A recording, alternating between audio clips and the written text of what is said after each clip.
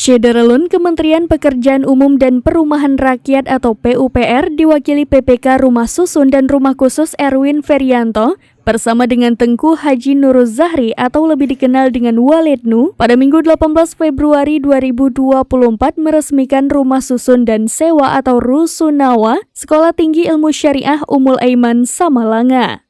Tengku Muhammad Aidil Adha selaku Humas TIS Ummul Aiman mengatakan, peresmian ditandai dengan penandatanganan penyerahan gedung serta pengguntingan pita yang dilakukan oleh Walidnu. Peresmian juga dihadiri perwakilan dari Dinas PUPR Biren, Camat Samalanga, sejumlah geci serta Tengku Imum Gampung Puto, Civitas Akademikas TIS Ummul Aiman serta para mahasiswa. Bangunan Rusunawa tersebut merupakan aspirasi dari anggota Komisi 5 DPR RI fraksi PKB Haji Ruslan Daud tahun anggaran 2022. Namun baru dapat diserah terimakan pada awal tahun 2024 karena ada kendala teknis pengerjaan.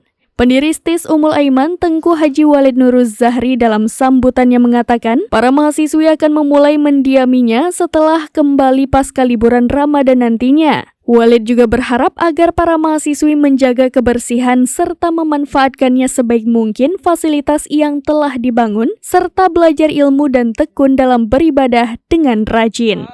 Dari Biren, Yusmandin Idris, serambinews.com.